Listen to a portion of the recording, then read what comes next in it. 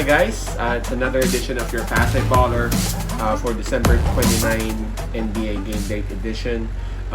This is about Boston Celtics' part 2 of their matchup against Indiana Pacers for this season.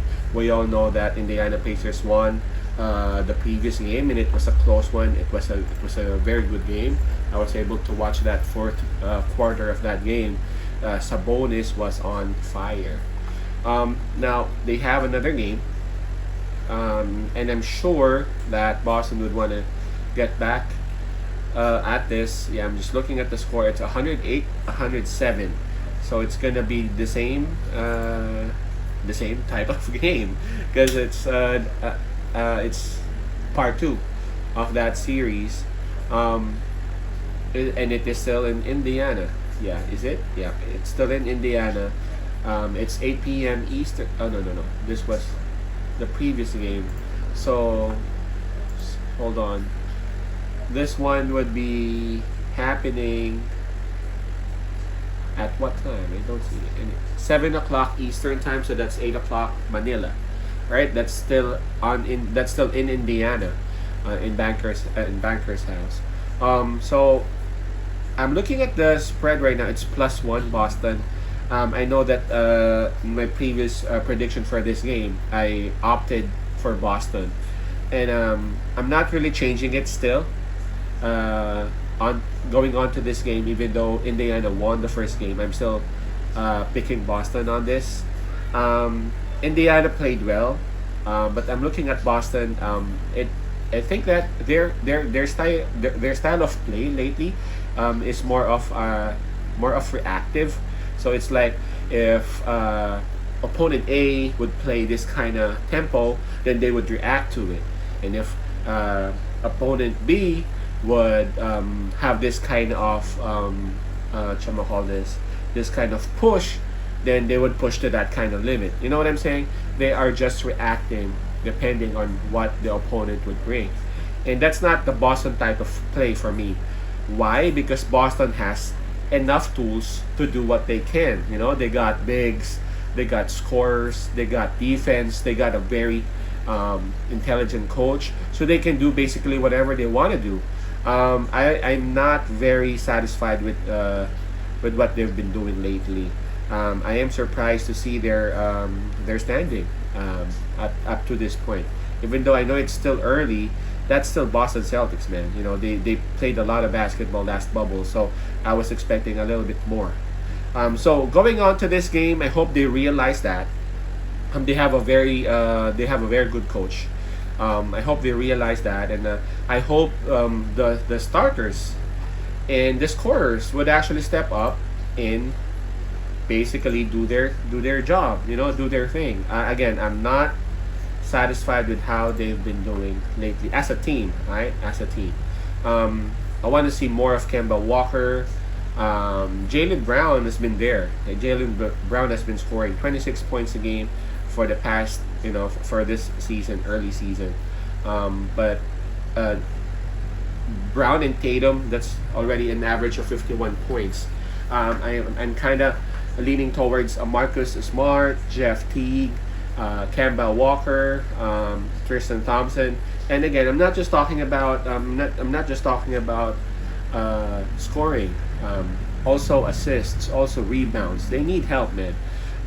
For scoring, Marcus Smart 9 points a game, for sure he could do that. Marcus Smart did more than that in the Eastern Finals last bubble. So 9 points a game. I know it's just 3 games, so maybe and hopefully so, this would be the game wherein he would be able to show what he could really do. Let me check on something here. We would want to check on the rebound average of Tristan Thompson. It's actually having very decent numbers. 9 points a game, 8 rebounds a game. That's not bad at all. So I'm more into the core. Kemba Walker, Jason Tatum, Marcus Smart, and who's this? Jaylen Brown. They do their thing. They become who they were last bubble. Man, I don't think Indiana Pacers, no disrespect to all Indiana Pacers fans, can actually stand a chance to them. Boston Celtics last year was just crazy, man. They're great. I was rooting for Miami Heat on that Eastern Finals, but I was, I was afraid that Miami would lose that series because I got a lot of respect with this Boston Celtics. So yeah, I'm expecting a whole lot tomorrow, especially that they had a rest today. Now I'm looking at Indiana Pacers. Man, this dude right here has become a monster, man. I'm talking about the son of the great Arvydas Sabonis. Let me check on the numbers real quick. And I hope that the changes in the roster wouldn't be that much, so that if you would make a prediction, our prediction would be relative to what you would be having or to what you would be betting. Because again, sometimes we create the prediction, but then they would create last minute changes, or a few hours before the game they would sit this player A, player B, and of course that would greatly affect our prediction. And apologies for that.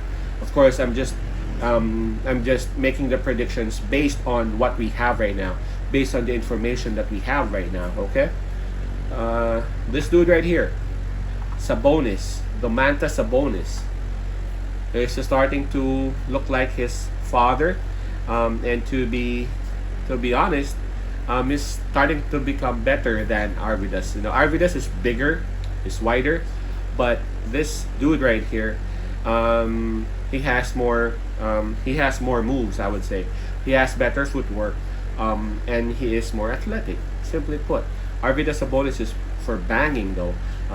He was against Shaquille O'Neal. I could remember that. But not only Sabonis is the story of Indiana Pacers' early success, it's also Malcolm Brogdon. It's like automatic whenever he gets free, may it be in the perimeter, the three-point shot, you would hear the swish of the net. I'm talking about Brogdon. So those are the two people that Boston Celtics would need to take care of for them to get the win. And my assumption is that their coach has already prepared something for this Indiana Pacers. So I'm picking on the plus. I'm seeing here that Boston has the plus, even though it's just a little one. Boston +1. Nah, what's this? It's changing, man. It was +1, but right now it's -1. So it's -1. It's Boston -1. I'm cool with that.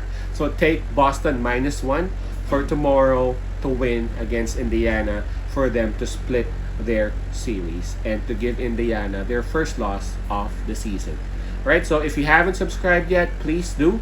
Please share this to your basketball friends and your loved ones. Also, please join our Facebook page. It has the same name, Pasay Baller. Follow and like that, and you can also reach me through Messenger there. By the way, yeah, if ever there would be like changes on the on the spread, like on the plus and the minus, last minute, a few hours before the game, and you got some questions, you can reach me through that Messenger. And again, I promise that if I would be available, I'm gonna respond to those queries or questions. All right. So, all right, responsible betting. Peace out. Pasay love and God bless.